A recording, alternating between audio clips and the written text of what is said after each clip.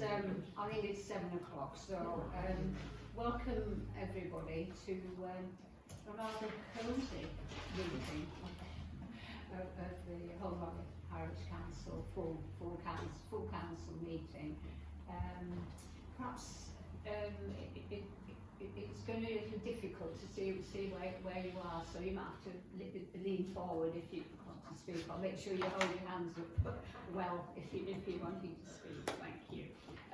Right, so first of all, public question time. There are no members of the public present, so there will be no public questions at this point. So we move on to the next item, which is the recording of public meetings. The meeting is being recorded for the council's YouTube channel. Does anybody wish to make any further recording at this point? No? Thank you. Right. And moving on, item 31. Are there any items which any councillors feel should be held in private session? No? No items in private session. Right. Apologies and reasons for absence. We have already circulated apologies and the reasons for absence for three councillors. So there's the councillors Rostron, Kirkby and Fernandez. So are we at this point we'll accept them on block or default them on block. Do we accept the reasons for the absence? Please. Yep. Thank you. And also, Councillor Jane Riley has contacted to say that she's travelling back from Newcastle and she's obviously going to be late. So I hope she'll be joining us shortly. Thank you. Item 33, receipt of written declaration of pecuniary and other interests, and clerk to report further. Thank you. Thank you, Chair. So just to say that distributed by email have been the unredacted DPIs from Councillor Barnett, Councillor Bellamy, Councillor Fenwick. Forgot that right. Fenwick. Depends where you come from. Councillor Fernandez, Councillor Greaves, Councillor Green, Councillor James, Councillor Lyles, Councillor Ransby, Councillor Ryder, Councillor Whitelaw, Councillor Stewart. I've also distributed, and they've signed before this meeting has started. Oh no, Councillor Ryder. Councillor Blacker has signed the DPI distributed on her behalf prior to this meeting beginning. And I know there are further DPIs coming as well from Councillor Whitelaw, Councillor Tom Dixon and Councillor James as well. But if we can just focus please on those DPIs that were distributed by email, the first list of names I read out, and then plus Councillor Blacker's as well, if you're willing to accept that. So that's the first proposal to consider. Thank you. Can we?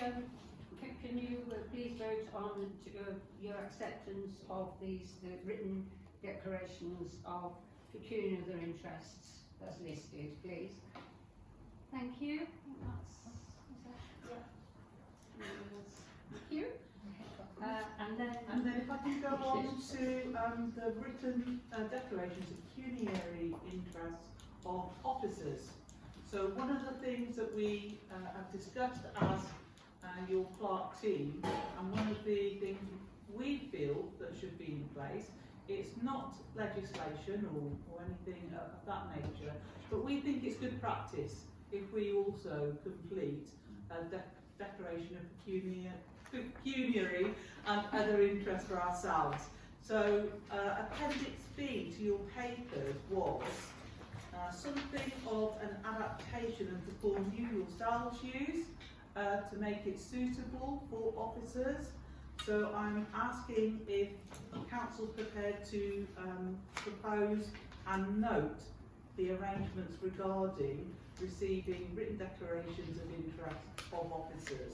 Now, unlike yours, of course, these won't go on the website, but hard copies would remain in our personnel files based in the civic, and obviously you can be able to view those, but members of the public would not. But we just think in terms of transparency, that's the right way to go. Right, can I ask that we note those arrangements as being outlined? Thank you. In favour? Thank you.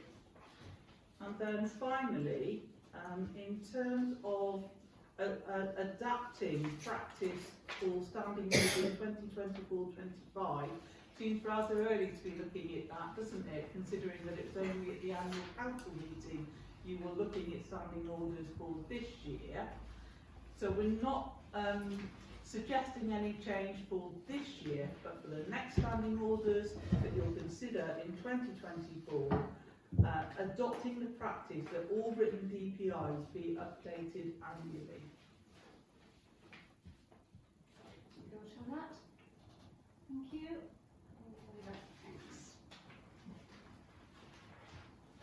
Right, so we move on to declarations of interest in agenda items.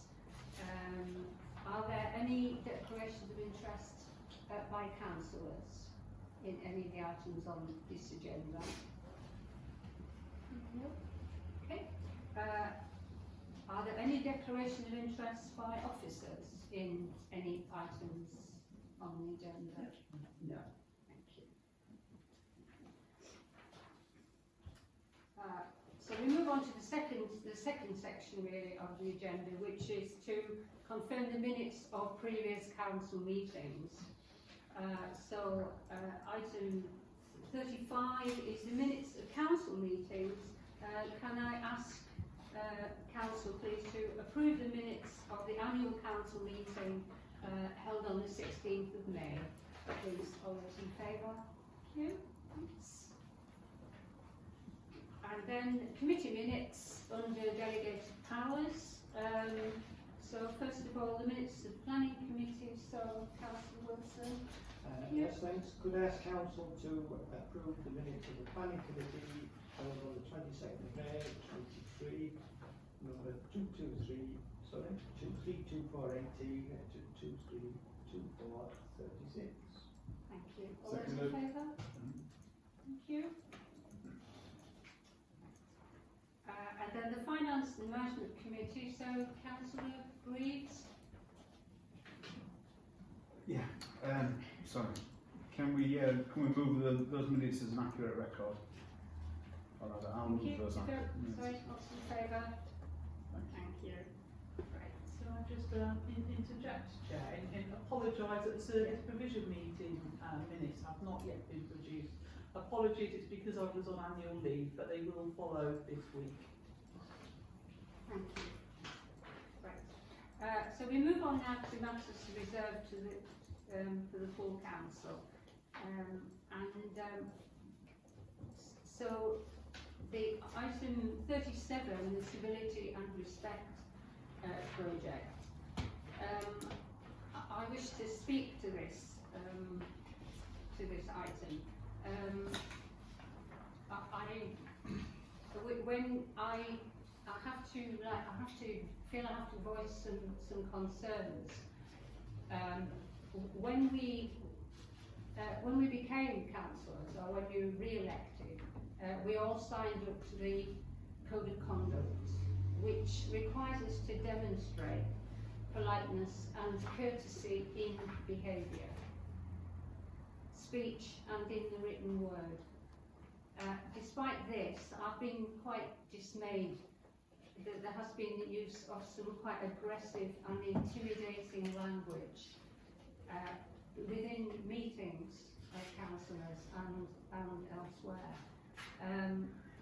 I really don't want councillors to be leaving meetings feeling shaken and upset because of the way in which other councillors have spoken or behaved. And I'm aware that fear of encountering aggression is one of the reasons why many people don't put themselves forward for any kind of public office. and obviously as councillors we have different perspectives on some issues, and that's healthy, and it's healthy that we have a range of views within the room, and it makes for a healthy democracy. But we need to express these opinions in acceptable language, which I feel has not always been the case in the short life of this new council. And if we can't be kind to each other, I feel at least we can be polite and we can be civil towards each other. So that is a plea really from the chair. And if there is any aggressive language or intimidating language, then I will call it out. I will stop it. Thank you. Right. So in order to pursue this, we are suggesting that two things. First of all, that the Kirklees Council Officer Protocol, which the council's already signed up to, which is on the policy list, which was presented at the previous meeting and is also on the website. I think we need to consider that. I think we need to look at that again. And then the second suggestion is that we sign up to the National Association of Local Councils Civility and Respect project. Now, this isn't a new thing. It's been around for quite a while, and so far there's over 1,200 councils have already signed up to it. That includes our near neighbours, Kirkburton Parish Council, have signed up to it.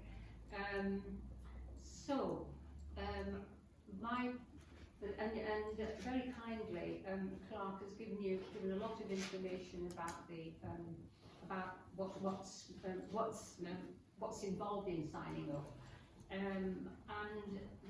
My proposal is that we set up a working group to look at both of these things.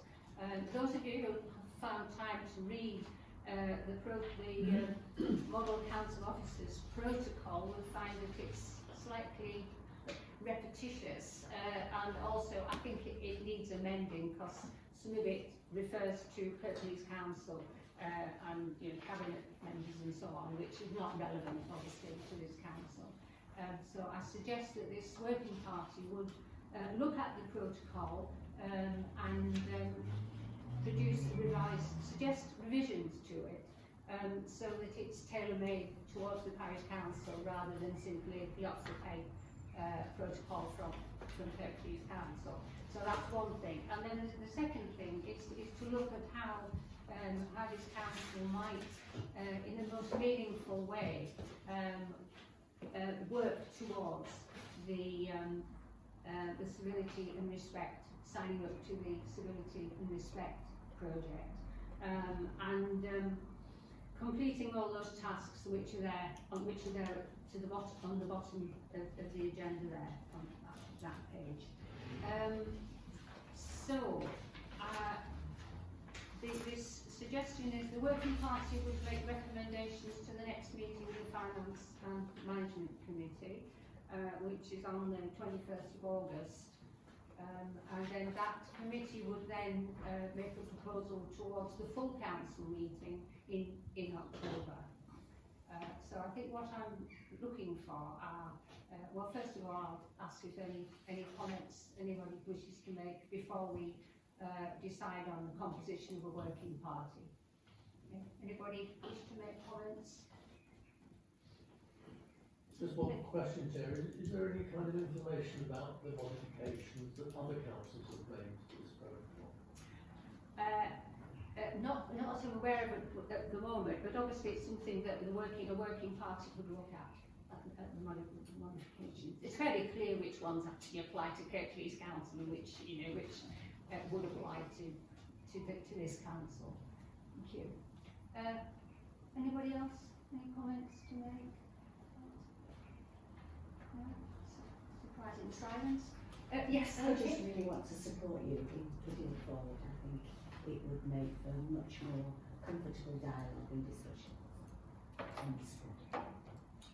Thank you, yes. I would suggest that Kirk Burton must have done this already then, so maybe look at what they have decided was their protocol. Yes, of course, yes, yeah. Yes, both to see whether they have amended the protocol, Yeah. and how they set about signing up to the NARC, project. Okay, any more comments? No? No? Right, so we need, sorry. Yeah, can I Yeah. just say that having looked at the tick list that you'll find under the proposal to consider signing up to the civility and respect pledge as set out below, my advice would be that the council, as it stands at the moment, is largely aligned to that. And there is no reason, there's nothing to stop you deciding to sign up to that pledge today.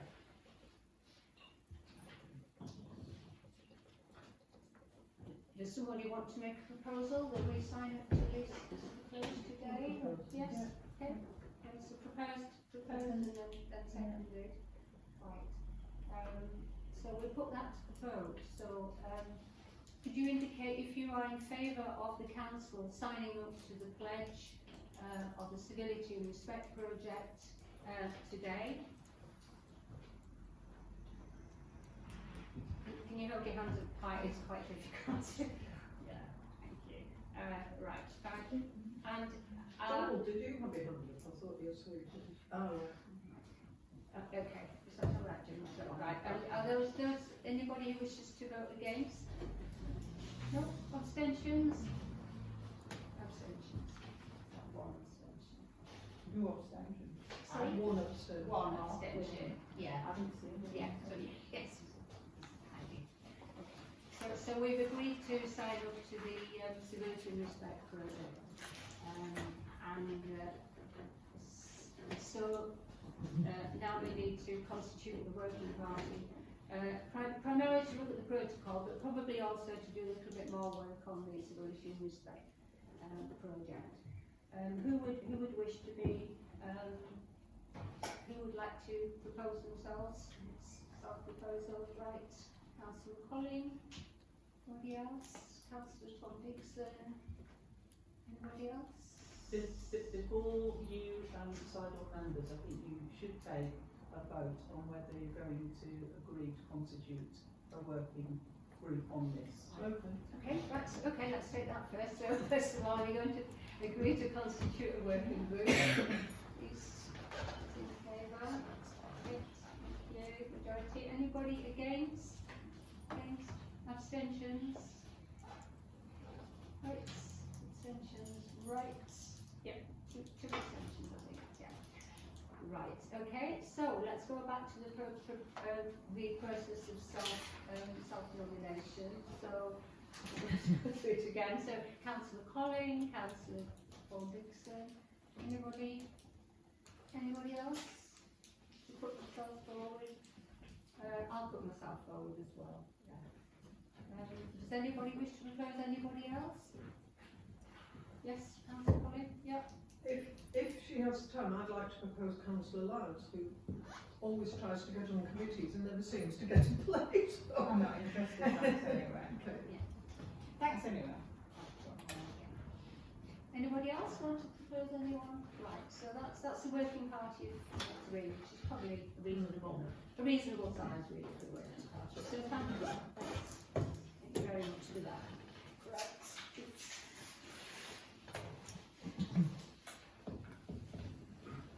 Moving on to item 38, Code of Conduct Internal Audit Recommendations.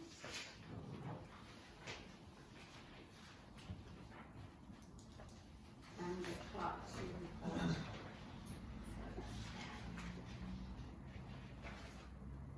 So a recommendation from our internal audit is that each councillor annually signs to acknowledge they've received, understood and will abide by the HVPC Code of Conduct. Now, wherever we can fulfil or respond to recommendations from internal audit, we as officers would usually advise you to do so. Sometimes there is a good reason not to do so. So for example, one of the recommendations a past internal audit made was that the pay date for officers should be at the end of the month, I think it was. Well, in fact, by that stage, certainly I argued on behalf of the Clark team that we'd already made arrangements for bills and things to go out after the existing pay date, the 15th. So it sort of would have gone against your employees' interest, if you like. So you don't have to go with recommendations from internal audit. Sometimes there's good reason not to, but they're certainly worth considering. Now, this idea that at each annual council meeting, every councillor would be asked to sign for receipt of the copy of the Code of Conduct, I know it does sound unduly onerous, but at the end of the day, it's basically each one of you signing a list to say that you have received the Code of Conduct, and it will be a simple list presented at the annual council meeting. So my advice for this would be to bring this change in practice into standing orders for 2024-25.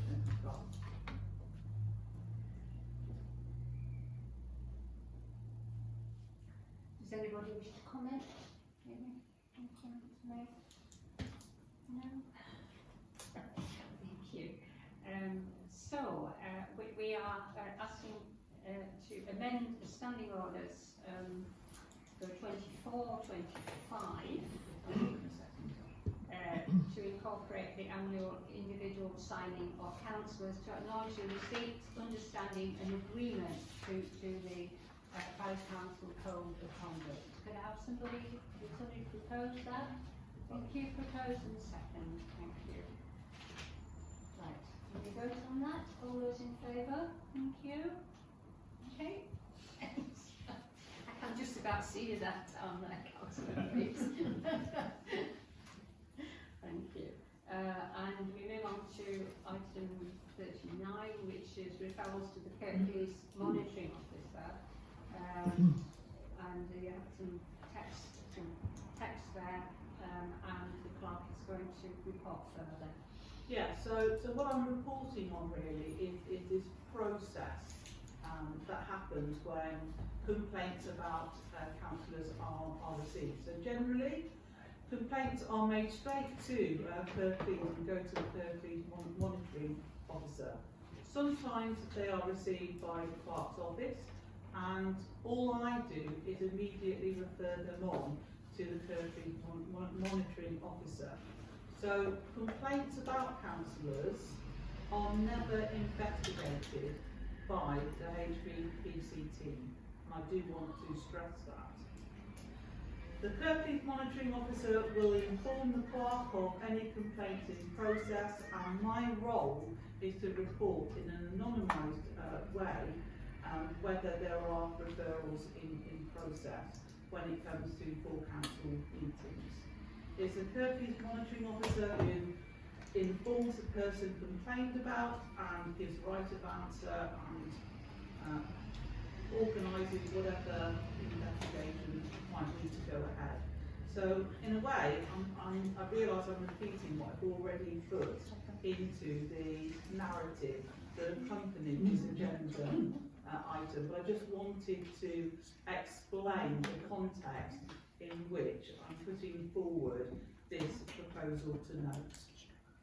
So there have been 6 referrals made since you were elected as a council in reference to alleged breaches of the Code of Conduct concerning 2 councillors and an ex-councillor, and they're currently under consideration by the Purfleet Monitoring Officer.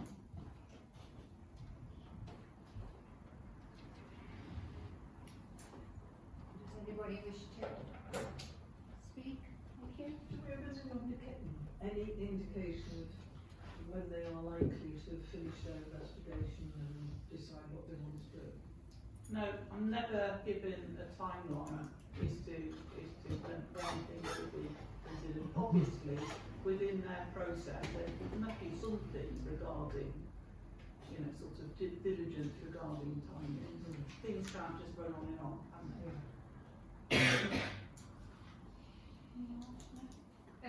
Can I ask somebody propose that we note, so propose and second that we note this? Thank you, propose and second.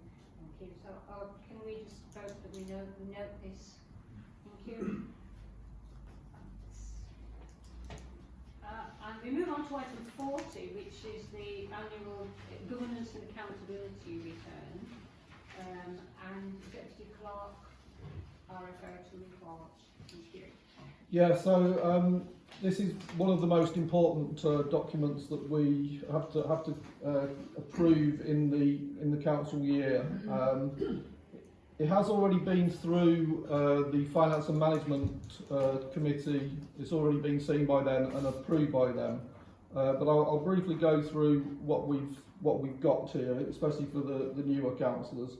So the point of the annual governance and accountability return is basically making sure that we're doing things properly. Obviously, we're working with public money. We have to make sure that we're spending it properly, that we're trying to avoid any opportunities for fraud, for mistakes. And so we have lots of systems in place that are covered in the governance statement. So, for example, Councillor Greaves at the end of the last year, he checked all our financial records for the last 3 months, and there were hundreds, I think, weren't there? And so that's part of the checking. You know, you're checking me basically a lot of the time. You're checking me that whether I'm being fraudulent or making mistakes. You know, these things do happen. So this is the part of the governance statement. It's part of what we're trying to do, making sure that we're doing things properly for the public of the Home Valley, basically. Now I know the numbers on the accounting statements won't mean a lot to you because I suppose the point to make to you is 2 things, I suppose. Probably 3 things. One is that I'm checking them. 2 is that we have an internal control checker, which last year was Councillor Carey and Councillor Greaves. This year it will be Councillor Lyles. She'll be doing the first one in July. And she'll be checking all of the accounts, all of our expenditure, all of our payments, all of our income, making sure that everything's above board, looking for mistakes and all these kind of things. And then our accounts package basically churns out these statistics. Then our internal auditor, who visits twice a year, she will be checking all of these. So you're not just relying on me, and you're not just relying on the accounts package. She comes in. She doesn't. As Councillor Collins says, although she's called an internal auditor, she's not one of us. She's an external worker. We pay her, but she's working for us. She's helping us. So she's been through everything, and she couldn't find any problems with our accounting statements. So that all went well. In terms of her, so there's the internal audit report. There's 2 different things that are called the internal audit report, which is quite confusing. There's this 1-page thing,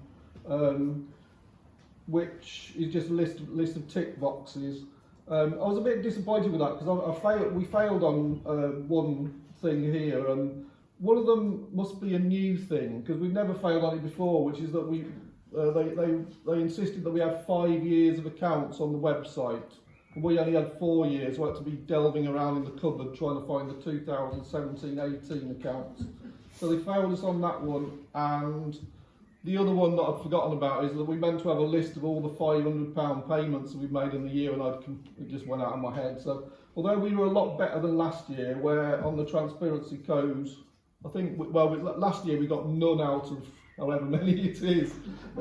This year we got them all right apart from 1, so it was something like 13 out of 14, but because of that we did fail it. So that's why there's a tick in the middle column of the internal control report. I have corrected both of those. There's a very short half-a-page report saying that I've updated the list of £500 payments, and I've put the AGAR from 2017-18 in as well. So that's all in hand.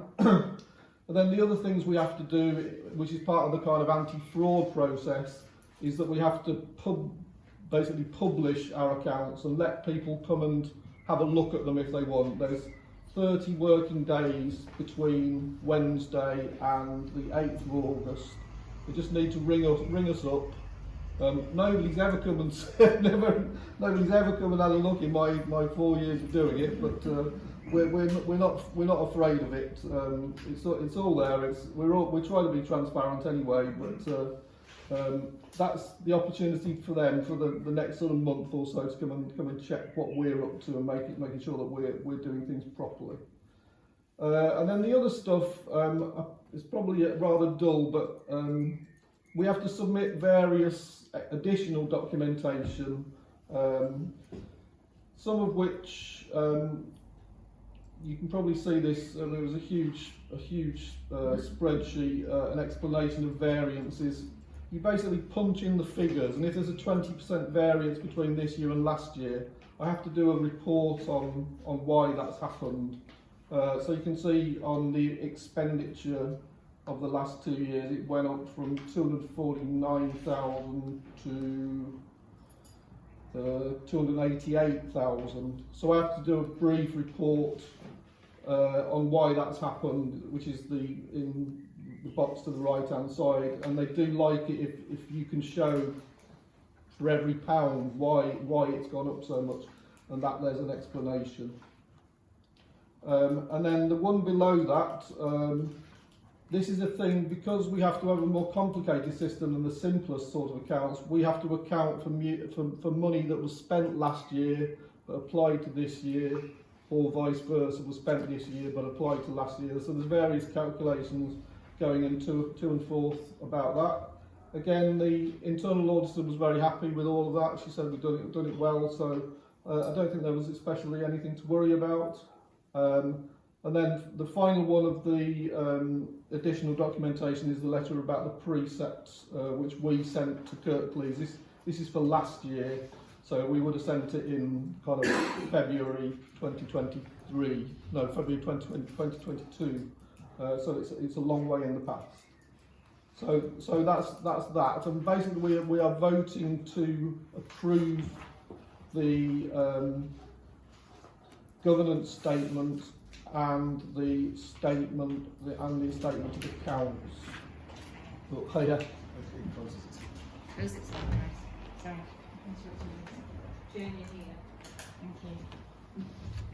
So essentially what's happened is that we need to vote on the accounting statements and the annual governance statements, and then I will publish it tomorrow, and it will be on the website and the notice board outside the Civic for Wednesday as agreed. Before we vote, I just want to say an enormous thank you to the Deputy Clerk, the RFO, because the amount of work that has gone into getting the accounts into the state they are now has been absolutely enormous. So I'd like to thank the Deputy Clerk for his report just now, and also for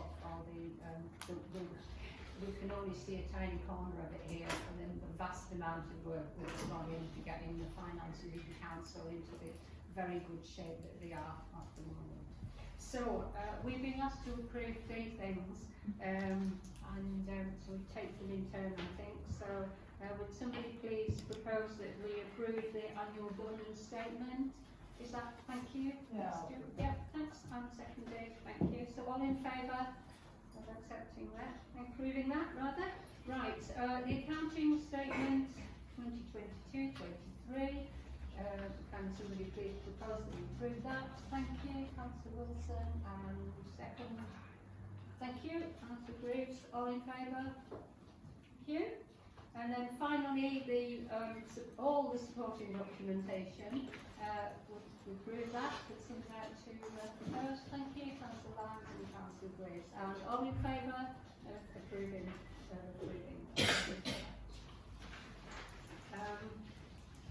Moving on to item 41, and it's still the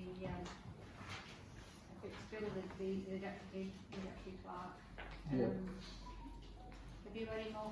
Yeah, I do, yeah. You do? Yeah. Thank you. So, so the internal audit, I mean, our internal audit, she's very good, she's very thorough, she's quite scary, it's quite like getting your, it's like Her Majesty's Revenue and Customs coming around, I think.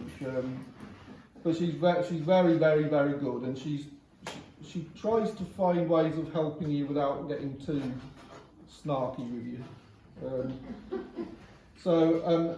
This time, as you can see, she found I think there were 5 things that she asked us to work on, some of which are fairly easy and some of which are more complicated. We have to update the asset register, as you see, with more details from the land registry about locations and stuff. I think she's asking us on the second point. I think she's asking us to do the thing we did a few years ago, where councillors and officers went round looking for benches and war memorials and other stuff that the parish council owns. So that's another thing. Probably the thing that she gets us this every year, gets us for every year, but I think we've got to do it properly this time. Is about our general reserves. We're supposed to have 25%, and now however much we spend stuff, we never get it near 25%. It's quite, well, it's sort of frustrating in a way, but it's sort of good in a way, because we always end up more money than we expect we're going to have. However, she's kind of insisting that we have to get the general reserves down.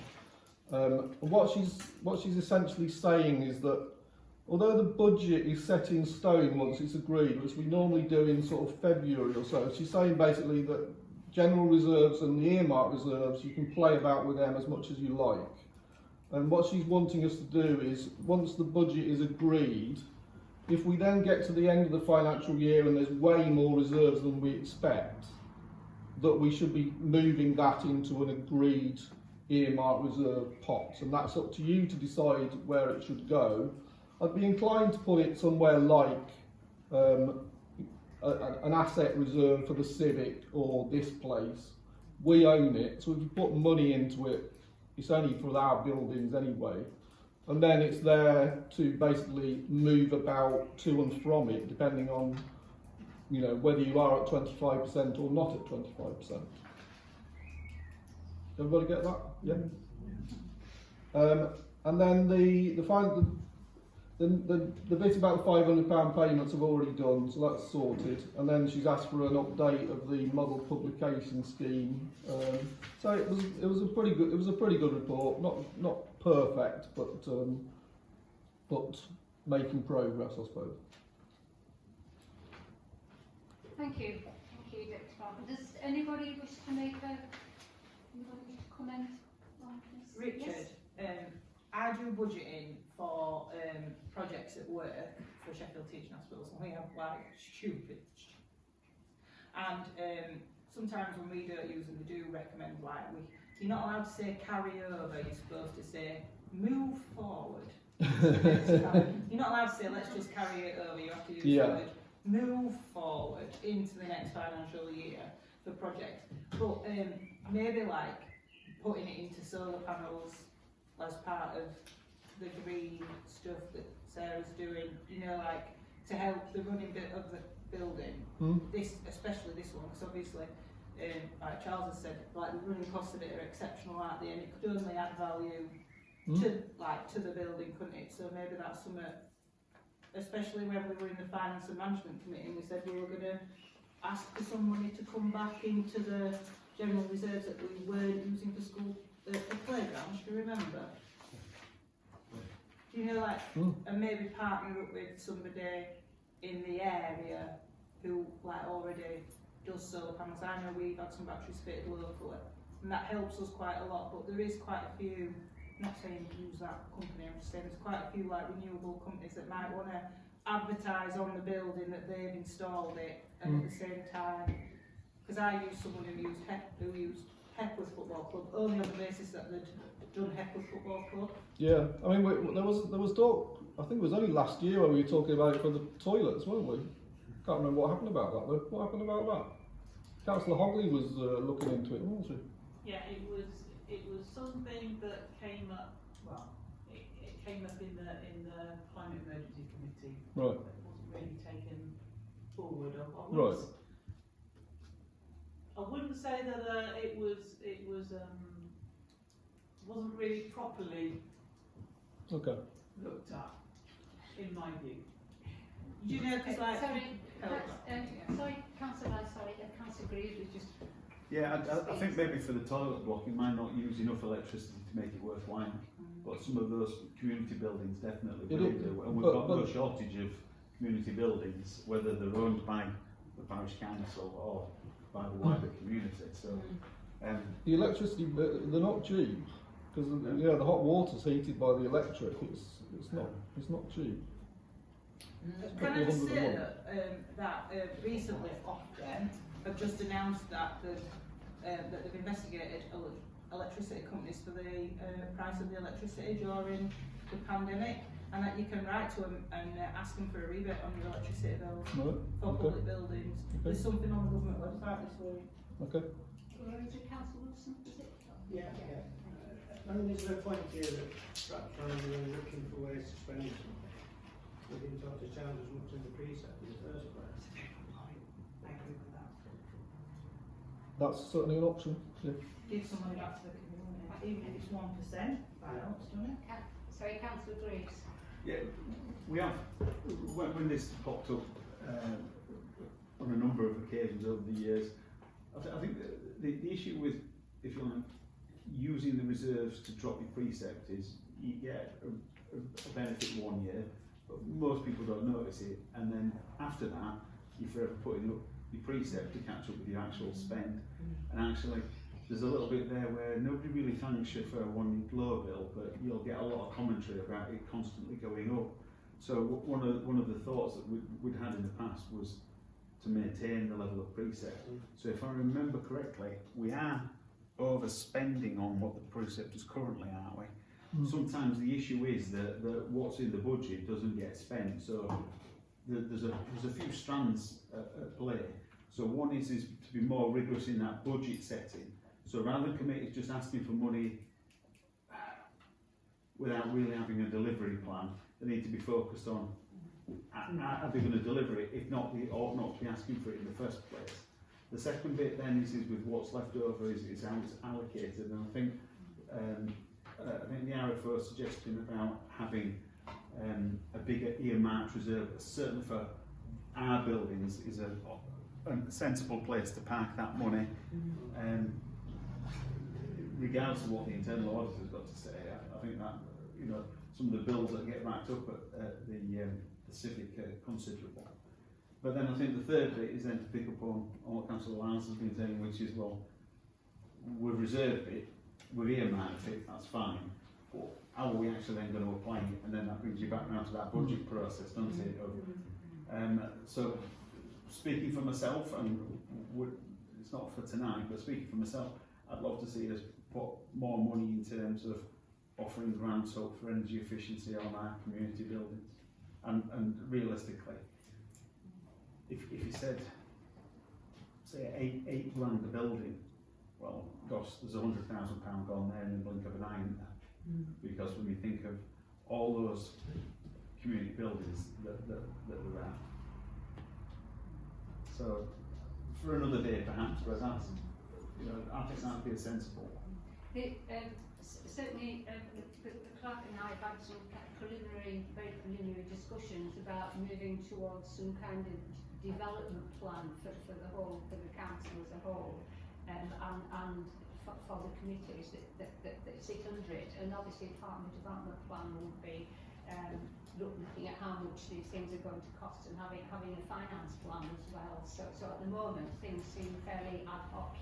These things just happen, don't they? So moving towards that on a longer term, I think we'll have more discussion about it at the next full council meeting. Yeah. If I can just come back on that, yeah, I think having a coordinated plan would be sensible. If we're going to go to suppliers, we're going to be offering up a large contract, and then it's what discounts they'll offer on that, and I think that's the way to go with it. And if we can find some that'll be offer additional discounts, even better. So basically, we like have a wind turbine on our farm, and when it's windy, it's obviously free electric. But when it's not windy, it's like the same as business rate, so it's same as the business rate electric, so it's quite expensive, like 135 a kilowatt or something. Whereas you at home will now be being robbed at 20p or something ridiculous. So, what we did was we invested like 15 grand on some batteries, which is quite a lot of money, but it runs the house for like 2 days. When there's no wind, which has been not a lot of wind this week, but you can then build on it, so you can do it in stages, so you don't have to commit such a large amount of money in one go. You like build it up, so you can try it, and if it saves 20% and then you work out the electric price is dropping, then you don't have to invest anymore because you're like at an even keel, so you're not committing everything in all the time.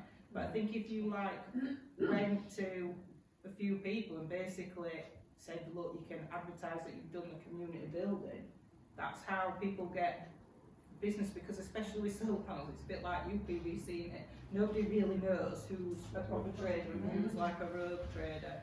And it's a lot of financial commitment.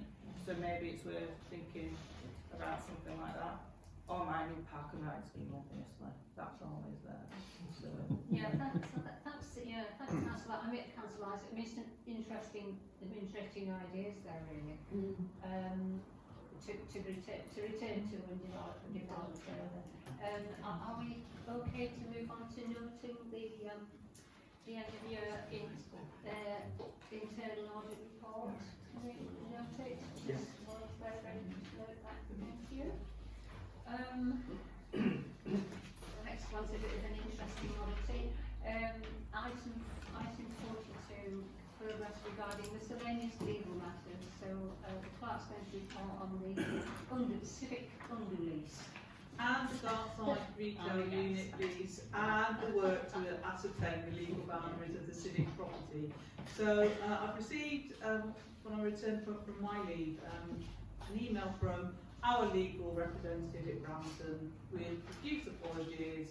She's also been on leave, and with numerous bank holidays and so forth this year, these items will need to be considered at a later meeting. So I do apologise, but there's just not been time in the day for our solicitor to do the work that's needed on those 3 pieces of important legal work.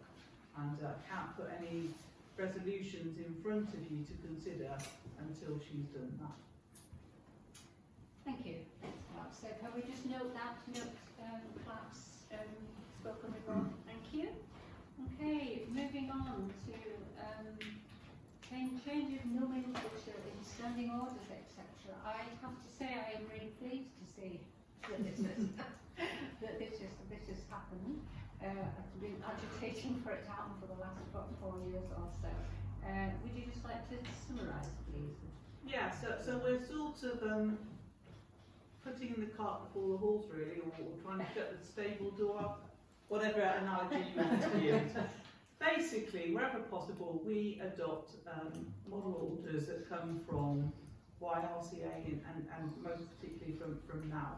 Until now, the advice we'd always had, and I know the Parish Council has raised several queries with YLCA about having chair rather than chairman and so forth. It's always come back, no, because that's not what's in the model standing orders. The model standing orders from now did change this year, using chair for the first time. I'd like to be able to say that there's some great movement that's led to that. I've no idea, but it has changed. So when you looked at the standing orders for this year, back at the annual meeting, I've made that change for those documents. And of course, what I'm really looking for now is for this to be noted, because the intention will then be, as you as a council review all policy and practice going forward, when and if it's being reviewed, we'll also review the naming of chair, chairman and so forth as we do it. So I'm not suggesting that every single piece of documentation for the council gets changed all at once. I think that would be a silly approach, but as we review things, those changes will be made. Can I just ask, where it says to note, the change of nomenclature in the standing orders and schemes of delegation for 23-24 to chair, from chair, and the intention to bring about this change? Yeah, that's a mistake. Yeah. All right. Yeah. Thank you. Well spotted, head of English. Sorry. So we just, if nobody has any more comments to make, we're just going to note this. Can we just be noting this change? As I say, I welcome this. It's been, it feels it's been a long time coming. Right. Moving on to item 44, which is communicating with Parish Council officers outside office hours. And again, it's clerk to report further. Yeah, so I've emailed out to people and for those councillors who have print copies of things, you'll find it in the pack I've given you today. Just more information really about when you can generally expect myself, Rich and Gemma to be working, and indeed where we're usually based. Because whilst our office hours are Tuesday, Wednesday, Thursday, 9:30 till 2:30, obviously we're working at other times beyond that. Just to say, you know, it's absolutely fine to send us emails at any time, but what you will find is it will generally be during our working hours when you might get a response regarding that. There will always be some variation. For example, with the Civic being closed for this week and next week, due close to the public in terms of our office, and impossible for us to work there really, because if you go up to the exhibition room, it will be transformed and a lot of things will be placed in our office, which makes it difficult to get in and out. So, you know, it's a rough guide, but I'm hoping it gives you a sense of when you can get in contact with us, basically.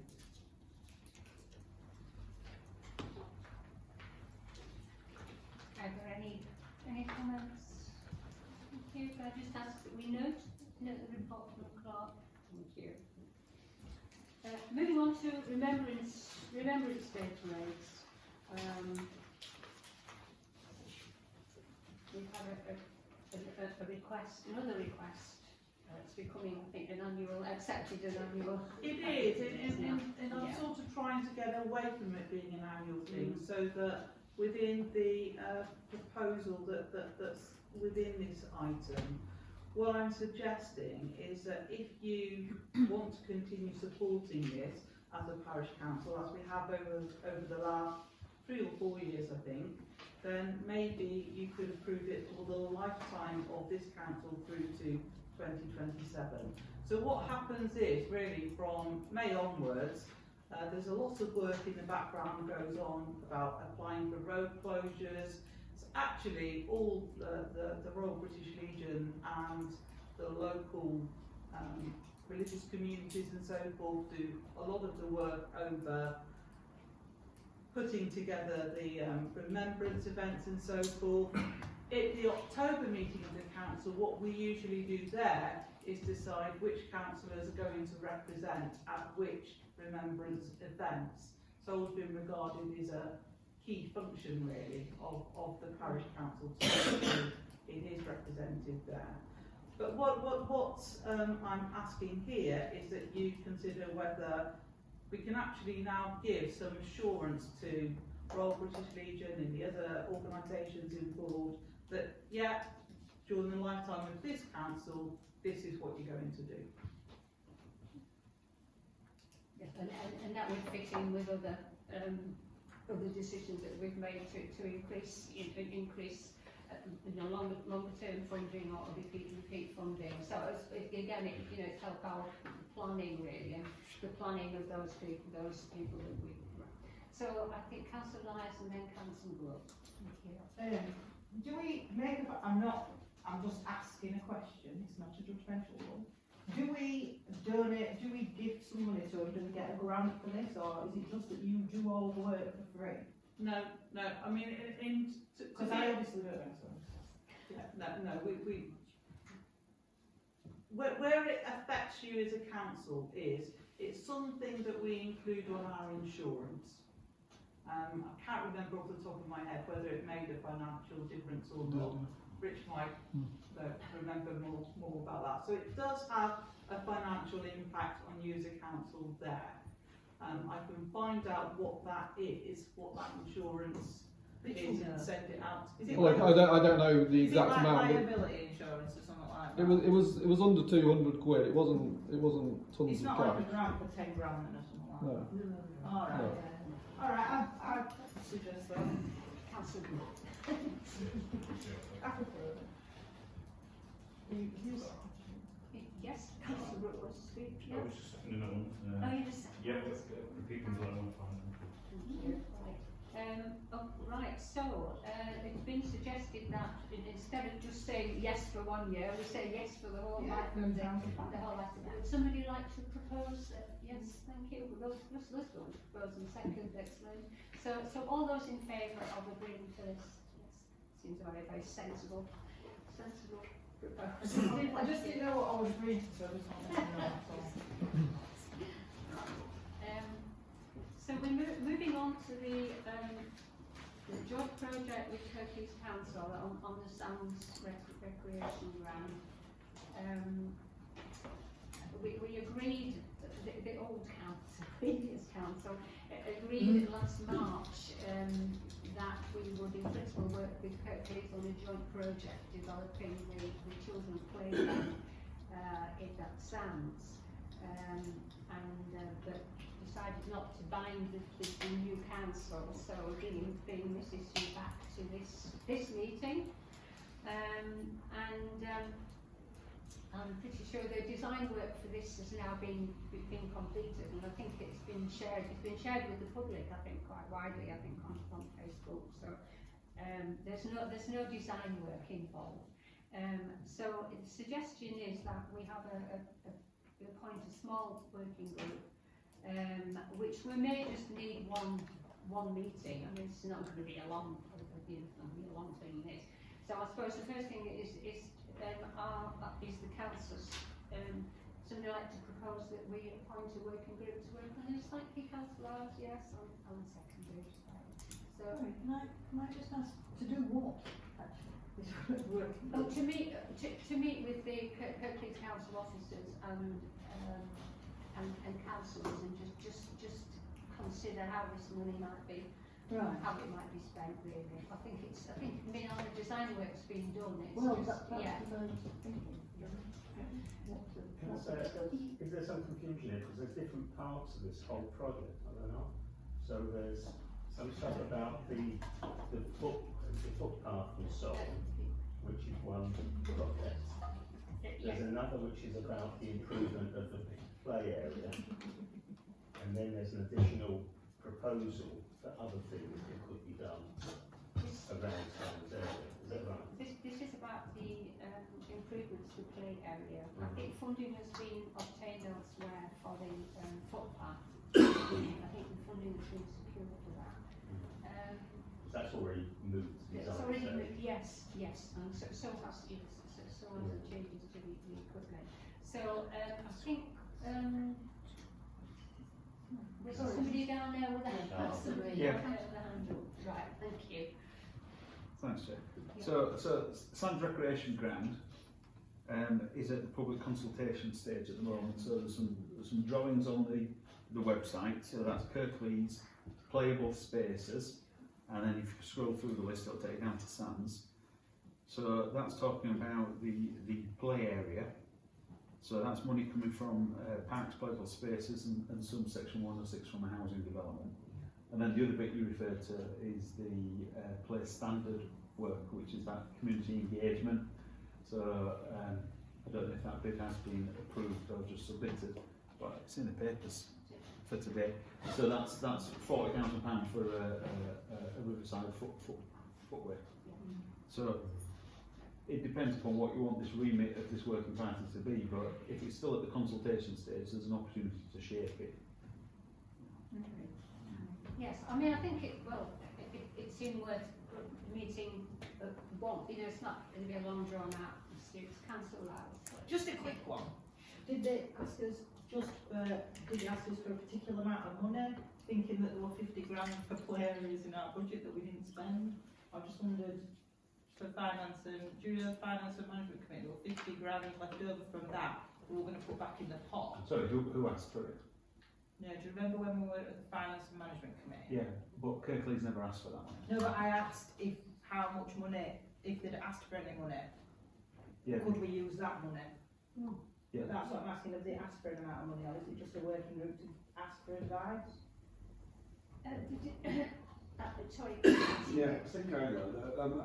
I think at the point when we discussed it before, Kirklees was talking about developing the current play area and doing an expansion and doing an extra part of it, and they were asking us if we could probably fund that extra part of it, and without us the funding, that wouldn't go ahead as part of the scheme. So we were interested in doing something like that with them, but I don't know if the plans have changed since then or what the current position is. I wonder if it's worth going to the working group, seeing what they're suggesting, and then coming back to the committee and asking everybody, and maybe asking people who've got grandchildren at the high school or whatever, what their opinion and thoughts. So just to be clear, it's not Parish Council that's consulting public and deciding what the designs are, it's Kirklees that's doing that. So the parish, like everybody else, will be able to comment upon it, but it won't be for the Parish Council to lead it. That's what those officers have been doing. So if there's a working party, then obviously they'll want to be able to do it with the latest plans and probably talk directly to those parks officers who are doing the design of it. But it's quite a different role. It's a Kirklees-led project that Parish will be commenting on, not the other way around. But they want Parish to fund some of it. No, they've never wanted the Parish to fund any Oh, I of it. thought you said that they wanted. I think there was before, but no. I think things have changed since then. If I can clarify, there was some concern about how far the money would go, and Parish voluntarily suggested that we put some money into each of these parks. Kirklees then responded to say there's sufficient funding. Well, like with anything, you can always spend more, but Kirklees' view was the sufficient funding in the playable spaces strategies to undertake all of the required work at all of these sites. That's why that £50,000 effectively then ended up back in reserves, because it didn't have a set purpose. So Kirklees had never asked for it. Right. If you like, we offered it, and it's not being taken because it's not being needed. Okay. Yes. I understood that they were asking for additional so that they could have, could be a better play area.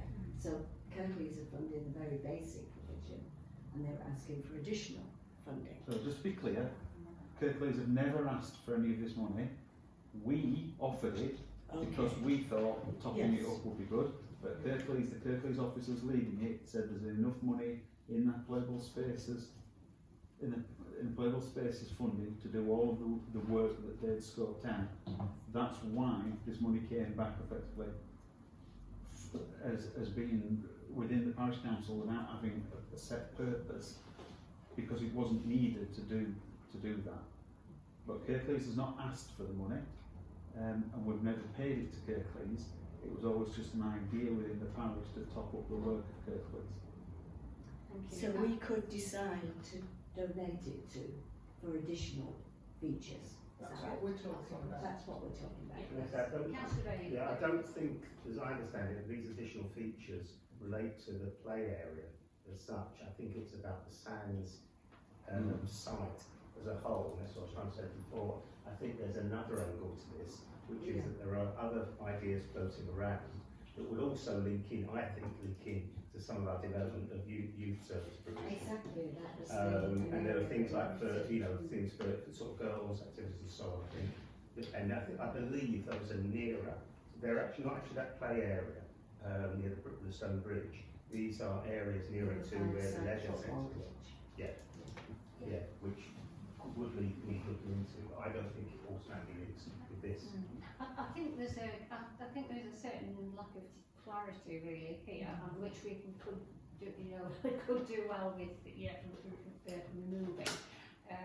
Well, that would not that be the role of the working? Sorry, Councillor Beers, I was going to go on to say that I think it's not something, it's difficult to discuss in a large groups, and I feel if we have a small working party, then we can find out exactly what it is that Kirklees is proposing, how they're wanting to use this money.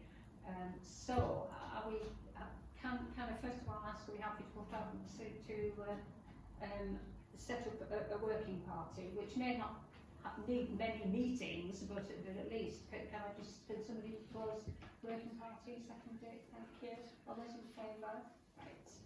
So we move on to self-nomination or nomination of anybody else for this working party. Yes? Sorry, before Yes, we do that, as to how the meeting with the working party that we've already set up, which you're a member of, from service provision, looking at working with the Kirklees Youth Alliance and so on. I really do think there's some overlap there. Yes, and we need to explore that and make sure, just make sure that we've got clarity, because we're just being without at the moment. Councillor Lyons, you prefer you? Well, to join the group? my children play with loads of kids in Yeah, there who play on fine, the stands, excellent. so Right. I'm not saying I'll bring on Else? it, Yeah. but I'll try. Councillor Brooke, could you? Yeah, Anybody else? Who She else? keeps beating you to the Yeah, she does, yeah.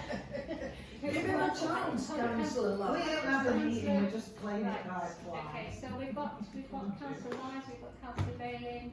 How many people are you looking for? I would say three or four. Councillor Dixon and thank you, Councillor Romney. Okay. Thank you very much. I mean, this has been floating around a while, and it would be really good to actually get to the point of seeing something on the site and something getting going. And there was inevitable delay whilst the council changed, but what to say, let's get on and actually do something. So it's got, obviously add insight to whatever Kirklees didn't want to.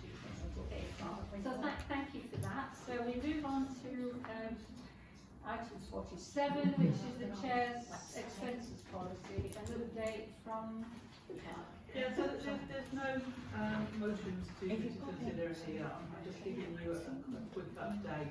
So just not had time on space to do the revised Chair's expenses policy. We have got an expenses policy in place at the moment.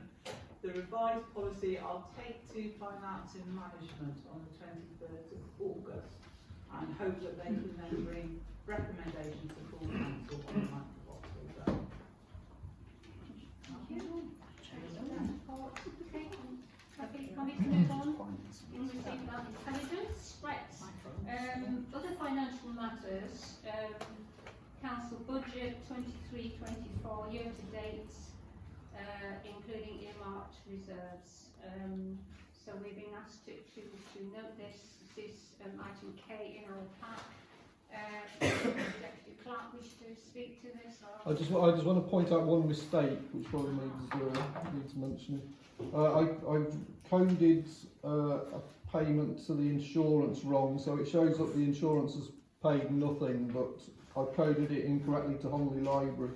So if you see like 836658 in May, that's the insurance for the parish council values. That's not Holme Library. Thank you. But, I mean, there is a point to make about that, because the insurance, as I've said to the finance committee, the insurance again, as it was last year, is very much over budget, and this was more because when we budgeted for it, we didn't own the library, so that's the reason why that's going to be over budget at the year end. Thank you. Thanks. Are there any questions on this? Thanks again to the Deputy Clerk, who is going to speak to the next item as well, which is item L in our pack. Deputy Clerk. Yeah, as you can see, there's only actually one payment to authorise.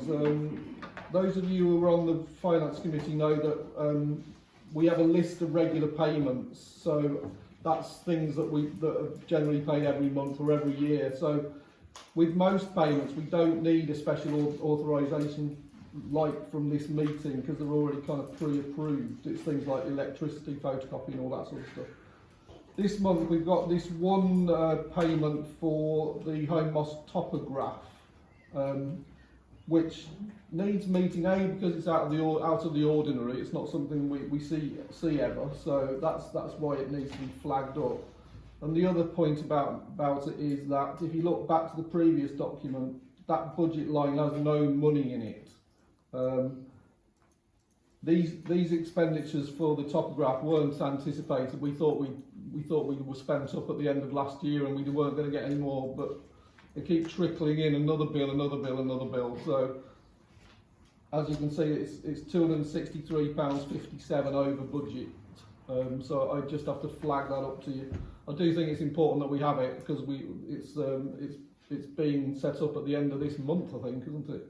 Well, that was the last time I heard of it. But I think it needs authorising, if you don't mind. Right, so we're being asked to approve the schedule of payments for June 2023, and somebody proposed that we do that. Thanks, Violet. Thanks. Right, that's first and seconded, so all those in favour? Thank you. So we have approved the schedule of payments. Thank you.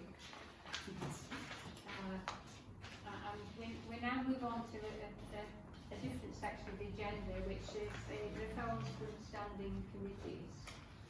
And the first is from the Service Provision Committee, is to do with Holme Library, item 50. So, to report. Yes, and I'll just apologise again for the fact that you're still waiting for the Service Provision Committee minutes, as if those had been in existence, you would have more of a flavour of the discussions that have gone on regarding the recommendation that's been made to you. So it's to approve the release of £10,000 from the earmark reserve 335 Holme Library Energy to Friends of Holme Library. Their programme of energy saving works was presented at service provision, and therefore this recommendation has come from that committee. Anybody wish to comment? Move to a vote. We're being asked to agree to this recommendation. Right, thank you. So all those in favour of the recommendation of £10,000, thank you.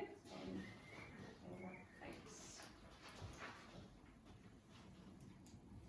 And moving on to our other large asset, the civic, and again, clerk to report. Yeah, this is the same situation, but it's slightly more complicated in that there are three motions being put up for consideration. The first motion, the recommendation to permit expenditure of up to £500 from general reserves. The reason we're suggesting that this comes from general reserves for the valuation for the civic is this is something Holme Valley Parish Council insurers have asked to be done. It's not a request at all from the civic, it's something that we're needing to do to be legal, and that's why it's being suggested that it comes from general reserves. The second motion, can I thank Councillor Bellamy who provided the impetus to go and look for the condition survey that had been completed on the library, on the civic, sorry, before the civic was transferred to the parish council. So that has been distributed and was one of the documents considered by the Service Provision Committee. I think those people at the Service Provision Committee meeting would I hope support me in saying that really quite full explanation was given as to why a new further full condition survey and the development of a building maintenance and management plan and associated works is needed, and that's really behind that recommendation in terms of monies to come from the earmark reserve 329 Home First Civic Hall capital project.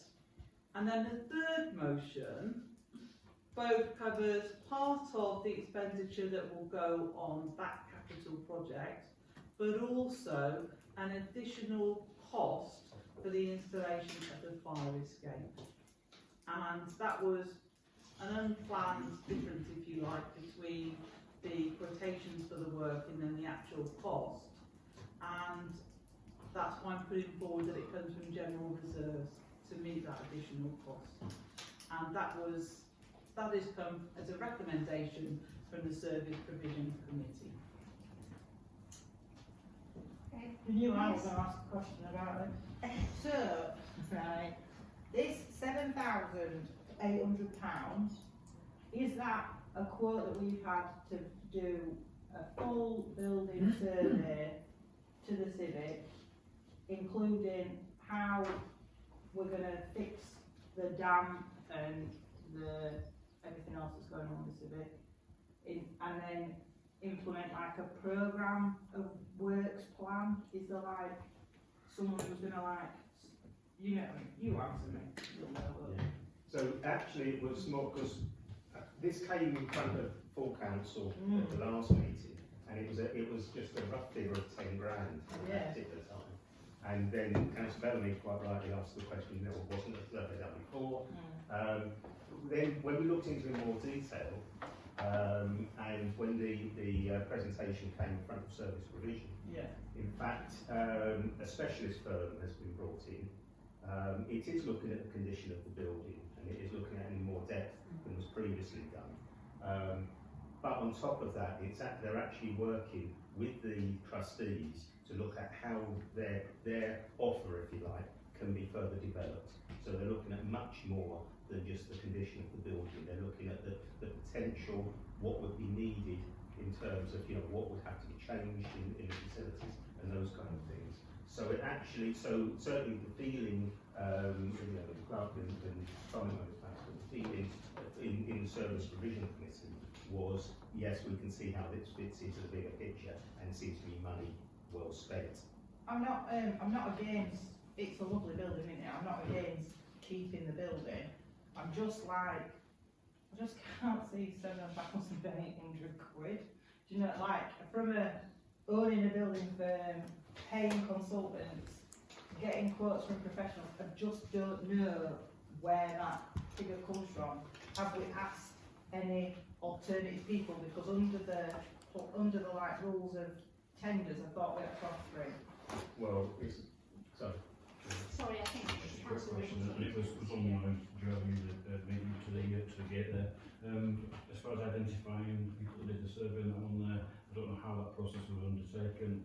Just for transparency for all ourselves that sat in the room here, that we probably prove that we're using the product first to the best of its ability. Can we justify how we're spending that money? If it costs £7,800, if we can justify that on there, then that's justifiable, isn't it? But if we can get it done to an equal project for less than money, like when Councillor Bellamy assisted with the previous report, perhaps we should be more careful with the product first. So, sorry, there are two councillors who are waiting to speak. So Councillor Gibson and then Councillor Ramsey.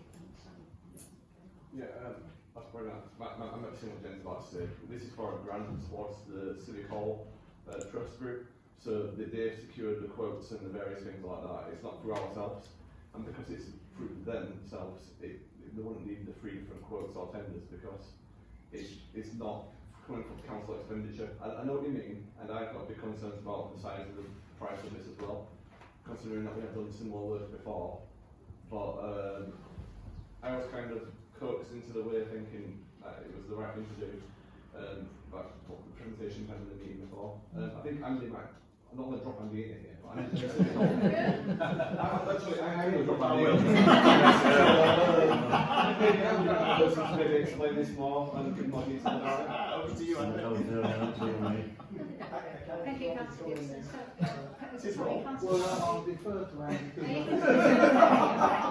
We both sit on the Civic Hall Trust. Oh, Yeah, so, I think what I'd like to point out is it's not just about doing a condition survey. This is part of employing architects finance civic over the next, I don't know, 15 years. So we want a long-term commitment with an architect who can deliver on that sort of building, which is a very specialised building. It's listed. It's not something that Joe walks down the road can tackle. Okay. This is the first part of that, getting a condition assessment, not just of the building, which was that first one. Yeah, That was just really looking at the building. yeah, well, This is all the content as well, things like lifts and stages and all the things inside the building. Okay? There was quite a comprehensive sort of process that we went through as trustees. So there were various architects actually came and did a presentation. And so yes, there was a process that we went through, quite rigorous. So I have no problem with that as a trustee. And I think it's a sensible first step. Councillor Ramsby, were you wishing to, Well, you've deferred altogether to? Yeah, I mean, my understanding was there was a beauty contest, for want of a better description, with a number of specialist architect firms who deal in listed buildings. And the trustees, prior to the elections in May, had decided on a firm from Newcastle. And that is now ongoing. Just a quick question, why are we wanting architects to possibly change how the buildings looked? I can remember it like that for 50 years. Why do we need to change, if it's a listed building, how it actually looks? Everybody knows it like that. That's not how it looks, it's how it functions. Well, no, obviously council said us to perhaps change the looks or whatever. Yeah, but it's also changing how it functions internally. There are spaces in the building. Yeah, I haven't got a problem with that, it's just obviously from first impressions that could be misinterpreted as looking different outside. I think, no, I mean, I can't believe that they will be coming along and saying, paint the whole thing pink. And no, I appreciate that. And dormers and God knows what. It's how there are a number of spaces within the building that are not capable of being used properly. And they're going to be looking at things like the acoustics in the main hall, which are not that good. They wanted improved in 1978, sir, when I went in. Believe me. Right, thanks for answering those questions. That's all I wanted to know. I just wanted to know what the process was, because it's my council tax money, it's a lot of money, I want to know what you're spending it on. So. Are there any more? Before we move to voting on these considerations, recommendations, are there any more comments? Anybody to make more comments? Thank you. Can I ask a question actually on the first thing, which is about the £500 for the valuation, and which I'm not querying because we already consider this in service provision. It was the insurance person. So, but there's already some kind of valuation. There must be a valuation currently. And I'm asking this now because it was when I was looking at the figures that you presented for tonight's meeting and saw that the assets for the council are in excess of 5 million, I think, of which I assume the Civic Hall is a very big chunk of that. So there is some kind of valuation currently on the Civic Hall. Where's that come from? Oh, well, that was when the parish council took it over, basically. The thing is that our insurers basically have asked us, because of rising prices of materials, they've just asked us for a more up-to-date valuation. That's essentially it. I'll have to back that expensive thing because I've had to do the same. No, I'm not doubting. I would just, trying to understand the current position in terms of the valuation. The 5 million, I can't remember how much it is, but it's valued at over 5 million currently. But that quote is that's about 5 years old. That's a 5-year-old valuation. So that's obviously we could be talking millions out.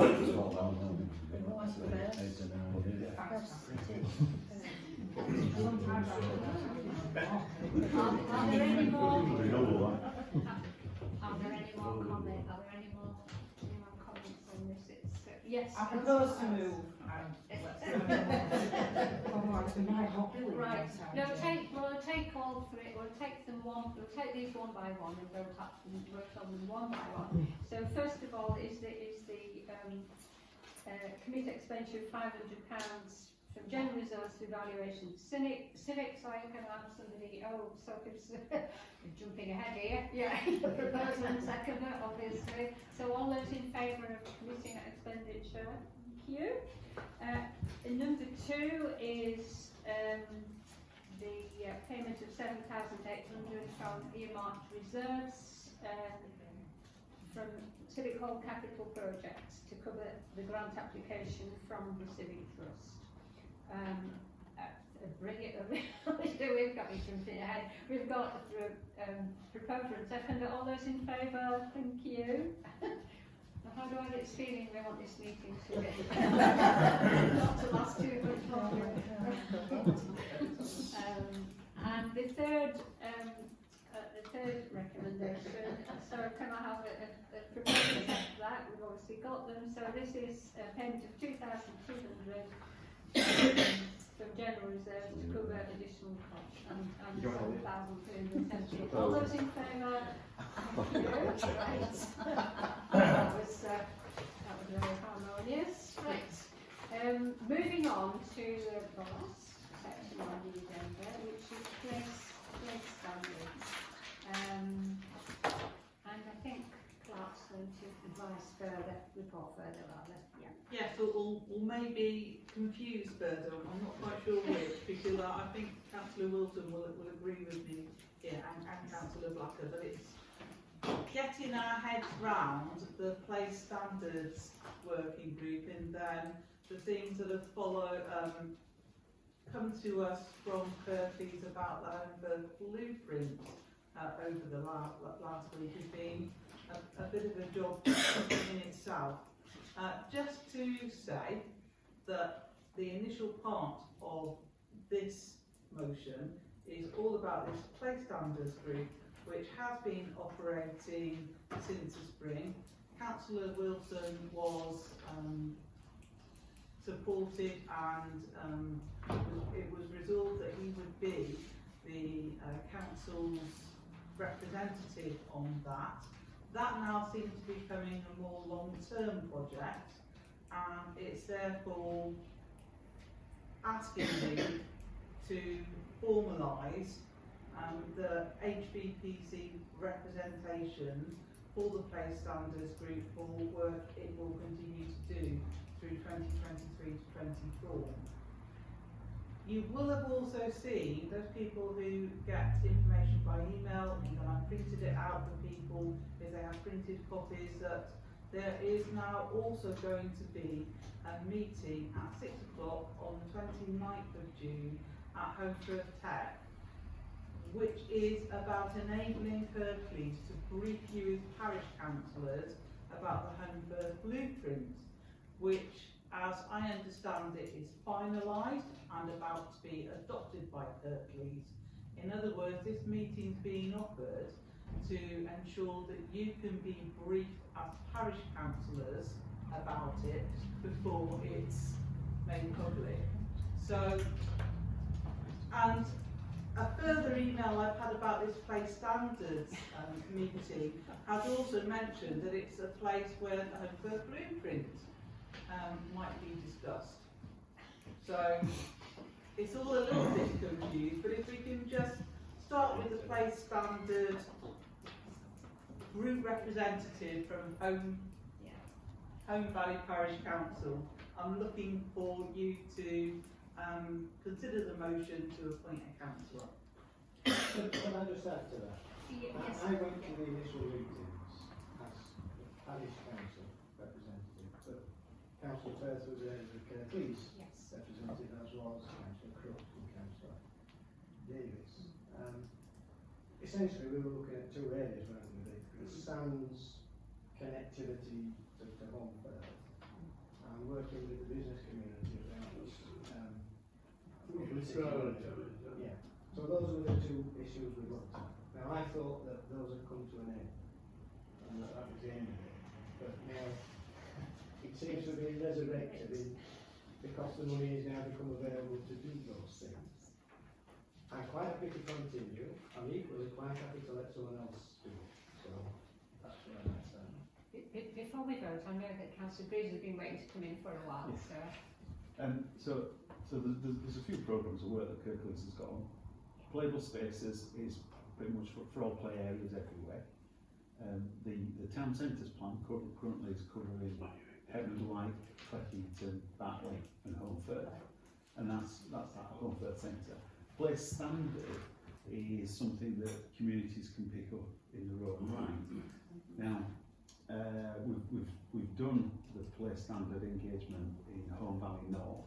So there's been Ask Melton, Ask Holme is ongoing, Ask Brockles is ongoing as well. So effectively, there's been a massive focus on Holme Firth. So the gap, if you want, in the Holme Valley area, is New Mill and Scholes. And there would be scope to do play standard work in those localities. Indeed, you can argue that perhaps, you know, Edge might want to do one. Any of those communities could ask for the play standard, and it'll be Julian McDowell's the officer contact point. The limiting factor, if you like, is that the maximum that you can bid for within Kirklees ward is £50,000 in a financial year. So if Holme Firth has already been allocated its 50,000 for the previous financial year, then there'll be 50,000 available for this financial year, assuming that the budget remains open. Whereas if it was awarded in this financial year, then you'll have to wait until next April. But there's quite a long running period. So it's not just a case of having a meeting, it's quite an involved process to engage with people, and then to work up if you like, a list of community priorities, and then to re-engage on that. It can take, well, years. Yeah. It depends how big the community is and how quick they want to move, how quickly they want to move. But there is that gap in other parts of the valley. And it depends whether, you know, if there's parish councillors who want to help take that forward, then they could help lead on that. Councillor Lance? Can I ask what you've done in your area of the Holme Valley? Like, what have you used the money for? So for in Melton, the priority is for the zebra crossing to be converted into a peloton crossing. So that's ongoing. Within Holme, some of the money's been allocated to the library, and the rest has been allocated for traffic calming measures on Bradshaw Road.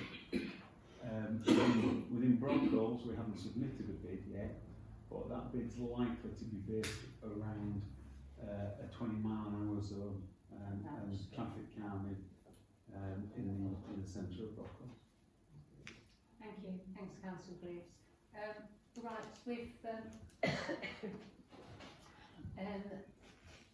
so we've got a suggestion that Councillor Wilson is happy to continue to be the representative on the play standard. Is anybody else wish to? Can I suggest that it's not just one councillor? Because if there's this money available, then we could like work 3 or 4 of us in the areas that are short, and could apply for funding to look at what people need in New Mill, Schools, Woolden, Hayed Edge. Does it have to just be one person? Can a group of us go? Yeah. Well, there's two bits. I would say there's the specific request of who's going to represent for the Holme Firth one, and then the question mark is, do people want to pick up the gaps? Probably a rod for Lord Parish Council. One Parish Council is here, isn't there? Yeah. So, Yeah. sorry, I was just going to ask. You know, what we could do with some clarification as to how we as ward parish councillors can engage with that process, and whether it should be through Andy or whether we should, you know, go direct to Kirklees. It's specifically for this sandals. And as far as I know, they only asked for one representative. I don't think there's an opportunity to have more than one of those. Sure. Going forward. So there's two things on the table here. One is for the Parish Council to elect somebody to represent us on the standards for Holme Fair. But the other one is to seek clarity about whether it's possible to have other nominees and how parish councils could be involved in the place standards process in their specific wards. Yeah, is that how people see it? Yeah. Can we perhaps just vote on our representation from the parish council? Thank you. Is that in favour? Yeah. Yes, thank you. Thanks. Yeah, so proposed and seconded. So all those in favour of Andy Wilson continuing his role as representative? No escape there then, Andy. We're just going to take the glory. You can just have the credit. To address the second issue, should we ask if the clerk can communicate with Julie McDowell? But it is a task for me to see clarification on how ward councillors can engage with this process. Good, thank you. I think I have before I said it. Thanks. Okay, moving on to the chair's report. Well, yes, I've been having fun. I've been to three events representing the Parish Council. The first one was in Heathway, which was the Yorkshire's, okay, this is the wrong way around, the Yorkshire Local Council Association, the South Pennine meeting, which is not the most pretty of meetings. However, there was a presentation from something I didn't even know existed, which is the Yorkshire and Humber Climate Commission. There was a presentation of someone from there, which was pretty good, and I did get the slides. So if anybody wants the slides, I'm happy to share them with you. So that was the first one. The second one was the civic service for the Mary Kirklees in St Patrick's Church in Huddersfield. So the new Mary Kirklees, Cathal Burke. So I went there to represent us. And then probably most enjoyable of all was in a lovely warm Friday evening. On the 16th of June, I went to the New Mill Community Garden for the launch of the Arts Festival. So that's what I've done so far since I started. So that's it. I don't suppose anybody's got any questions on any of those? No.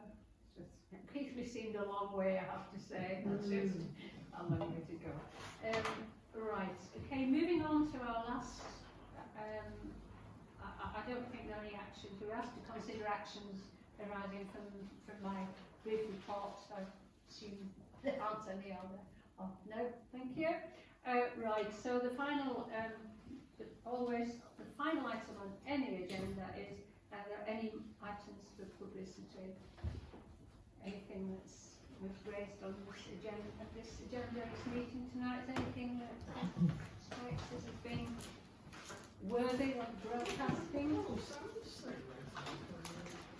Yes, maybe